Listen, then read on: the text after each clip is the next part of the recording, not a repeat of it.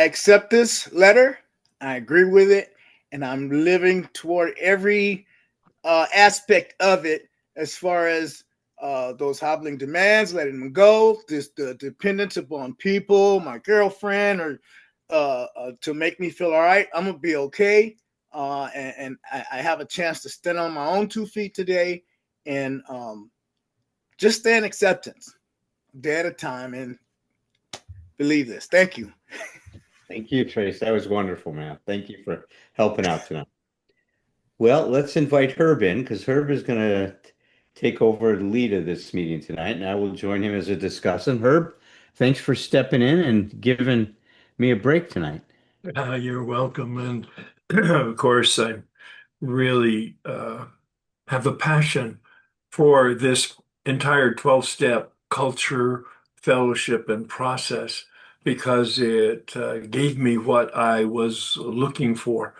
Been a seeker since I was conscious, I think, 8, 9, 10 years old, and didn't know that I was a seeker until in my adulthood, and then I took a bit of pride in seeking, um, and not realizing that I wasn't finding. I thought seeking was the deal, clueless as to finding. Got sober in 84 and got awake in 88 when I met a man who understood this process of the steps and agreed to take me through it. And he's the one that unpacked step 10 for me, first giving me the instructions, suggestions to really understand, outline, highlight, look in dictionaries, the material in the big book. But I'm not going to do that because this is about the 12 and 12. A commentary that Bill wrote at 20 years of sobriety, a commentary on his now experience at 20 years with the steps. And it's brilliant in step 10. One of my most favorite because it's so brilliant and it connects the dots for the formula he gives us, the purpose he gives us in the big book, but it's not as clear as what is in 12 and 12. And so I'm going to stay with my comments on the 12 and 12. He has a great line in there. Step 10 is an inventory. Step 4 is an inventory. But step 10 is an inventory based on the experience of steps 1 through 9. And he says that right at the beginning in the 12 and 12 in step 10. He talks about steps 1 through 9. Basically, if you read carefully, gives us sobriety. The excesses of alcohol in his case, but addiction in all of our cases, the excesses of addiction are encountered and contained. The problem of addiction is solved by the end of the ninth step. He said, in fact, in the big book, that we're placed in a position of neutrality. In the big book, he calls it recovered. Not an issue anymore. But in the 12 and 12, he said, but we also now need to deal with the excesses of our emotional instincts and reactions. I've never seen it until I was reading it for the third time this week. And I go, oh, I connect the dots. He talked about the excesses of addiction, but that's not the issue. Step 10 is about the excesses of emotional, he uses the word making unreasonable demands. It's right there. I never saw it before. Of course, all the work that we've done in emotional sobriety over these months and years has fine-tuned me, sensitized me to some of these words and these phrases. Now, Bill had it, and that's where he wrote his article that was read earlier, or part of the article. He said, be prepared now in step 10 for a new adventure of our lifetime. What a wonderful kind of like introduction. In the big book, he talks about we have entered the world of the spirit. Well, of course, I asked myself, well, where have we been? If in step 10 we're entering the world of the spirit, and my answer is, well, we've been in the world of self. Steps 1 through 9, turning from the world of self, self-centeredness, to the world of others-centeredness. That's not a redundancy. Other in the capital O, God of our not understanding. Others in step 12, the community of humanity. He calls it a way of living. Now, in the 12 and 12, he uses the term vigilance. In the big book, he uses the term watch. Watch for the things that we saw in step 4, resentment and fear, dishonesty and selfishness. And in the big book, he clearly says, when they crop up, when, not if. He just wants us to get connected to our humanity. In the 12 and 12, he talks about instincts and emotions that are out of control, excesses. And he gives us this classic phrase, which really connects the dots for me in terms of the purpose, the use of this tool of step 10. Because there's some ambiguity in the big book that's quite frankly reinforced in the 12 and 12, both in step 10 and 11, concerning the application. And many people think that, oh, you do step 10 like you did step 4 in writing. Not true. At least this is my interpretation. There is no place in step 10 in the big book or in the 12 and 12 that he talks about doing it in writing. No, it's a prayer, it's a meditation, it's a thoughtful, conscious process. Another thing that many people, and there's nothing wrong with it, it's just like it's not the law, it's not the spirit, it's not the correct interpretation, I believe, of step 10 in either the 12 and 12 or the big book. A lot of people do it at night in writing. No, there's nothing in the big book or the 12 and 12 that says it's done at night. In fact, in the 12 and 12, thank you, he says, it's a spiritual axiom. Whenever we are disturbed, there's something wrong with us. And this is a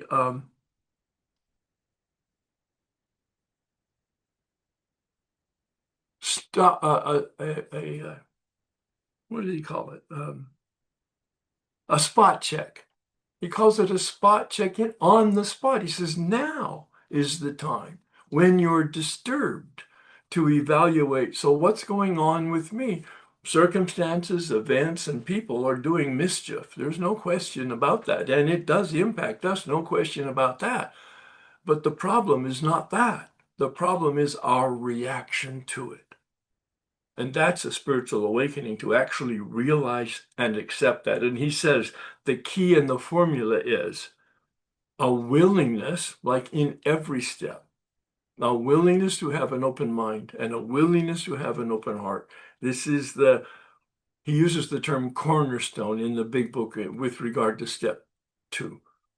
Willingness being the cornerstone of a spiritual arch through which we walk to freedom. That's the purpose of all of this. Freedom from addiction, steps 1 through 9. Freedom from the excesses of our emotional reaction, steps 10, 11, and 12. And he says, willingness to admit. Tracy in the beginning was reading, and thank you very much for your interpretation and comments. But I heard a stress, at least this, I resonated with the word humility. To admit that my reaction is my problem. And in fact, my problem is my reaction. That's the first word that Bill uses. We admit. Then we accept it. We accept responsibility. Huge. In step 6, Bill says, this takes the child to become an adult, that rite of passage to adulthood, to full maturity, to a healthy human being. I am responsible for my thoughts. I am responsible for my feelings. I am responsible, especially for my behavior and the outcome and consequences of my behavior. I was 50 years old before I fully experienced that and accepted it. That's the humility of a perspective, to see the truth of reality as it is. Words that Dr. Berger uses throughout his writings on emotional sobriety and all of our conversations, and Bill's letter, accepting reality as it is. When I'm disturbed, something's amiss. I don't like the words something's wrong with me, but I mean, in the spirit of what Bill meant by it, it's like, it's my responsibility. Something's amiss. So we admit it, then we accept it. But the key is then we adjust to it. I'm staying with the 12 and 12. I'm not going to go into the big book formula. That's a story for a different day. But to adjust, I call it course correction. And so does Bill in one of his comments. Course correction on the spot. Well, I will give the formula from the big book. I pray because I'm powerless. I talk to somebody because I'm human.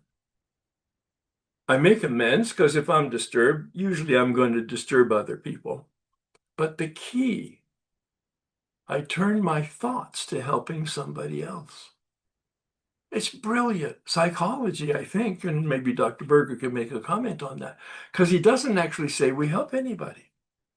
We turn our thoughts resolutely to helping somebody else. It may not be an appropriate time at work or in the family or wherever we are to, in fact, take any action that distracts us from our responsibilities of the moment. But we turn our thoughts to helping somebody else, meaning that we're not focused on ourselves, and meaning that at some point, if we're thinking about helping somebody else, we're going to translate that into an action of actually helping somebody else. And I was particularly impressed with his comments about pausing, which is what we've been talking about for weeks. Pausing when disturbed. The longer the pause, the more healthy the response. And the difference between the stimulus and the response is the pause. If there's no pause, then it's a reaction, and hardly ever a healthy or successful outcome.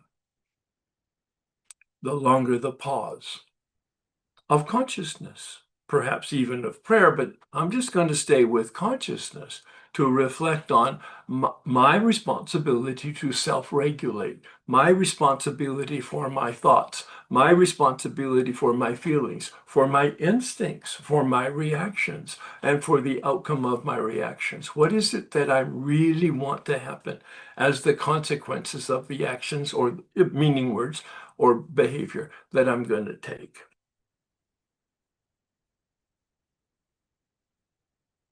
He suggests that that's the mechanism, that pause, to stop making unreasonable demands. Well, of course, I would never have known any of that until I had done a fourth step, that third column that unpacked my delusional beliefs, that fourth column that unpacked my corrupt motives. We need to stop making unreasonable demands. I didn't think anything was unreasonable. It's kind of like, no, don't you know? Well, I didn't know. But then he says, and we visualize the virtue and the behavior. The negative, the pause to take a look at the eruption, but the positive in that perhaps pause, if you have the wherewithal and the consciousness, is to visualize the principle, the virtue, the behavior, the outcome that in fact we would want. And there's some humility in there, asking for help, sometimes in prayer, but more often than not from people. Using somebody as a sounding board, the credible companions that we select on our wisdom journey. Harmony. The purpose is harmony. The purpose is happiness. The purpose is to live in the flow. Those are terms now from the 12 and 12. He uses them differently in the big book, but in the 12 and 12, very clear. In the flow of the Spirit, so that we grow in knowledge and we grow in power. The big book uses the term effectiveness. In that particular area in step 10, we grow in understanding and effectiveness. What makes us specifically human, we know that from psychology, certainly, is that we have an ability to know and know that we know, a reflection mechanism. No other sentient being has that ability. Lots of animals learn from conditioned response and whatever else, but they don't have any awareness, of their knowing. And we know that we know. But the other is that we have free will to make a decision. We have the ability of choice, but only if we're conscious. I have no choice if I don't know that I have it. I have no choice if I don't know the alternatives. I have no choice if I'm locked down and loaded into a pair of glasses that reveals to me not what I see, but who I am. And until I have a new pair of glasses that begins to see reality as it is, not as I want it to be and not as I need it to be. And I want to be, and this is a word that's not in the big book or the 12 and 12, but it captures my understanding and experience with step 3, and therefore with steps 10, 11, and 12, it is alignment.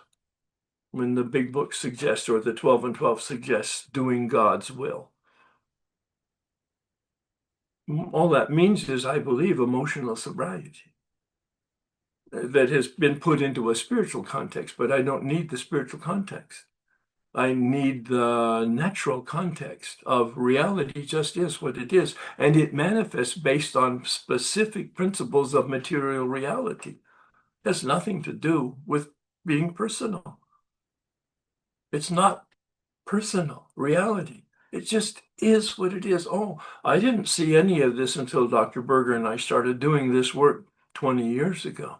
And then progressively have been able to capture the meaning of it and then the experience with it. And begin, even like today, integrating even more of it as we reread it and rethink it and pray about it and then have the experience of talking about it. Alignment.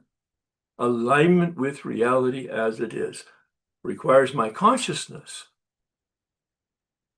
and then my choice and then my course correction on a daily basis. It's not gross anymore, thank God. Thank the program.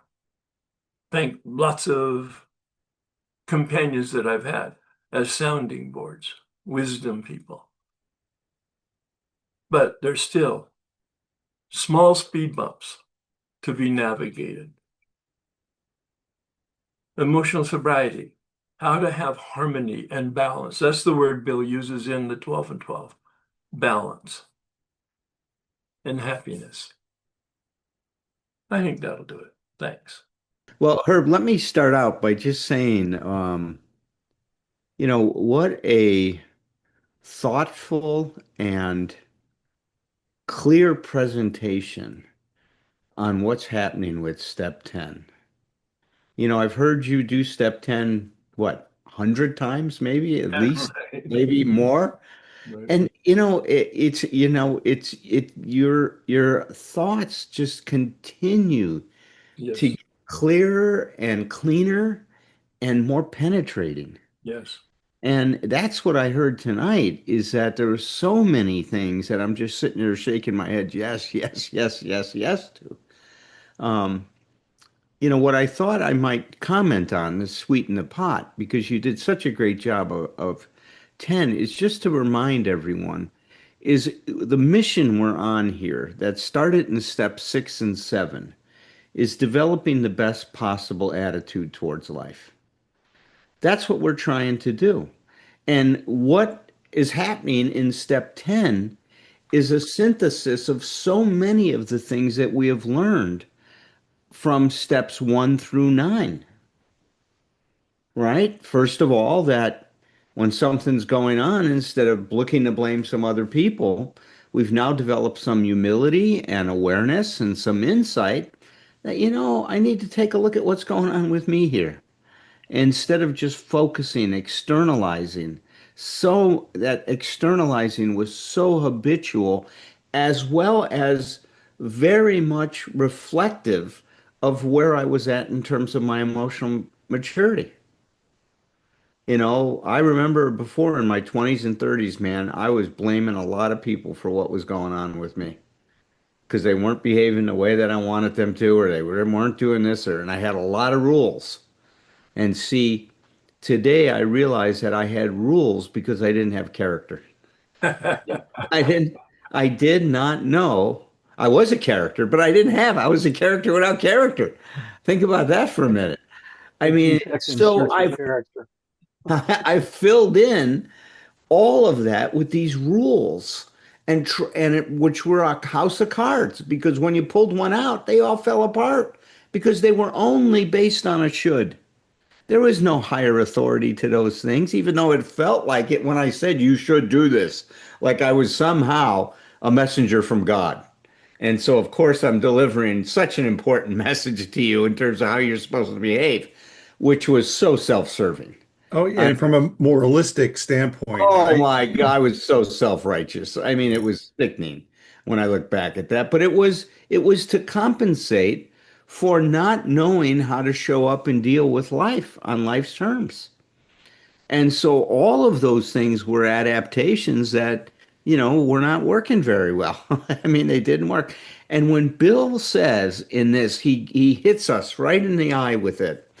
We need to stop having unreasonable expectations for other people. Wow, there it is. I mean, think about that. If we would have learned that lesson early on in our life, step four would have looked very different for us. Step eight would have looked very different for us. I mean, it would have been game changer, 100%. So here are the elements that are happening. We are learning that self-awareness and monitoring ourselves and taking responsibility for ourselves is an important key to emotional sobriety. Because what it does is if I pressure myself to change, then people around me stop pressuring me to change. People wanted me to change when I wasn't taking any responsibility for changing myself. But when I took that pressure on and said, no, this is my job, it's not somebody else's job, because I didn't take responsibility, I projected it out into my world. So now my world became responsible. The police officer said, you are not driving appropriately. We're going to give you a ticket. We're telling you you're not cooperating you're not in sync with the world around you. And so there's so many wonderful things that are going on here in terms of now step 10, and I think you've heard me say this before, Herb. Step 10 is a step that is integrating all that we've learned up to this point. That's right. Those steps 10, 11, and 12 are really integrating. These are steps that are making this a part of our DNA. That's what we're doing with this. We are integrating all that we've learned in steps 1 through 9 into our daily life and how to use it to develop a true partnership with others. Well, I'm going to go a step further because I have not heard you say that, or I've not heard it. You may have said it. And that is the step 10 is the integration of the Yes, first 9 steps of myself with myself. that's it. You It's got the it. continued integration of me with me, and That, then 11 with life, and then 12 with the community. and that's it. These last 3 steps are all integrative steps. Yeah, And we learned when we went to our male initiation rite right. how integration was the goal Yeah, of all of those initiation rites, whether it was for us in terms of becoming men, but it was, and that's one way that you and I have talked before we did a workshop on it, is even looking at the steps from the point of view as an initiation rite into life. right. We're being initiated. So it was just a very, very, very thought-provoking description of 10, Herb. Thank you so much for that. You're welcome. Alan, you want to jump in here and Um, you know, so much of what step 10 means to me personally has to go back to my early recovery. I had such poor self-awareness and such an inability to really see what was going on with me and how I affected those around me. My sponsor gave me something, what's called an IP in our program, an information pamphlet. And, and that IP is called Living the Program. So I was not, I guess I need a little extra attention, I guess you could call it. Uh, but I started working this uh,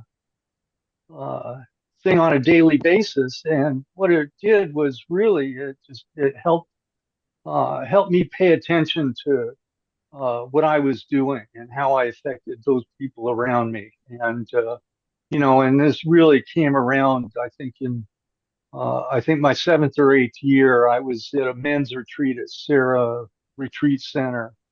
Um, and the guy got up at the podium and was talking about the 10th step. And it really changed my life because what it did was, he kind of pled with us to, you know, uh, we spend a lot of time looking at how we affect others, but he really was one of the first people to give me some insight as to how that I really affected myself.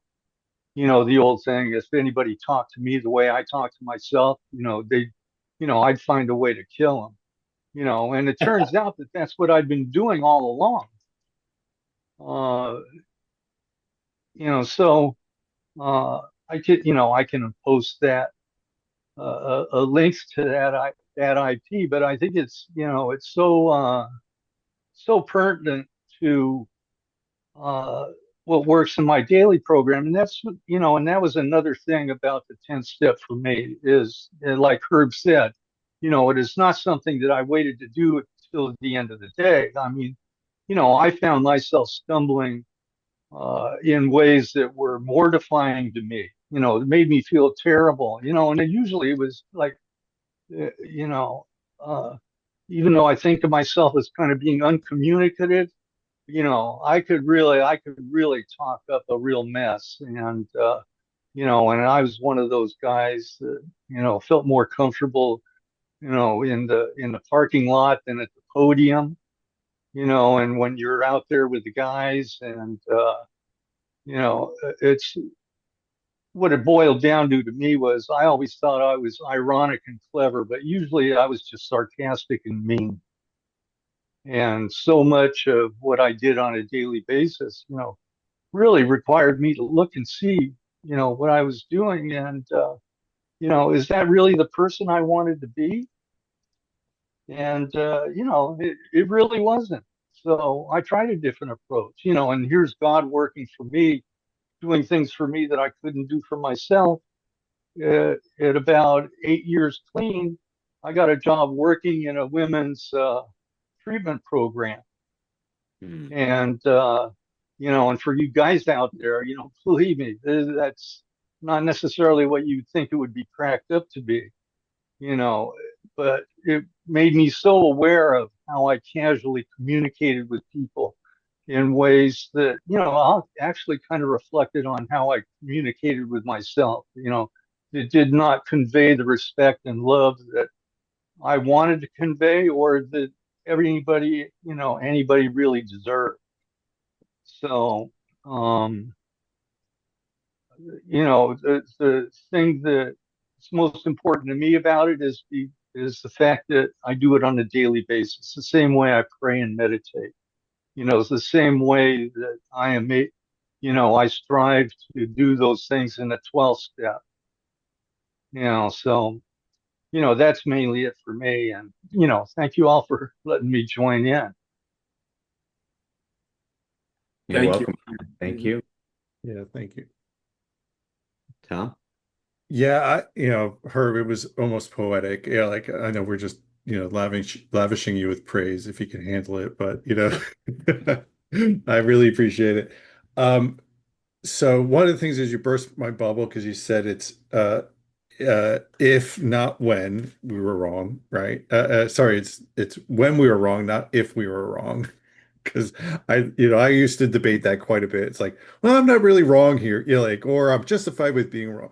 It's just, the clear cut analysis that comes with step 10, as a result of a good 1 through 9. There, Bill uses the words honest, or sorry, accurate self-appraisal and honesty, and we use this term a lot because it's the truth is it's alignment with reality. I didn't like reality, so I made up my own. And then what the 10 step did was it helped me to start to look in that direction of, oh, well, does this, Alan said, does this align with, the type of person I want to be? Are these behaviors harmful to others or not? And we talked about in step 9, it's not what I think is harmful. It's, are they saying they've been harmed by my behavior?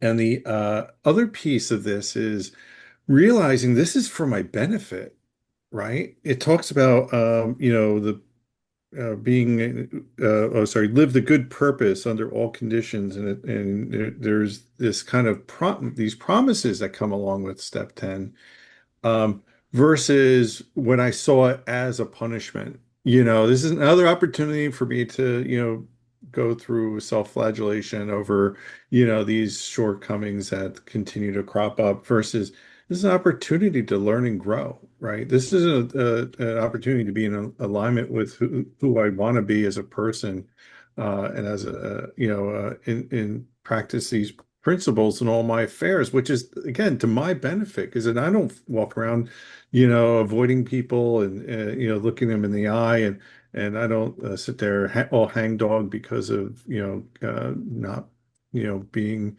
being true to myself. And the real advantage is this continuing understanding that promptly means promptly. That, and I could be as prompt as I want to be, and the benefits improve with how prompt I am, right? The more I hang around and let that stuff bounce around my head while I debate whether or not I owe an amends or not, is not to my benefit, and not to the benefit of the other person either. So, these are all just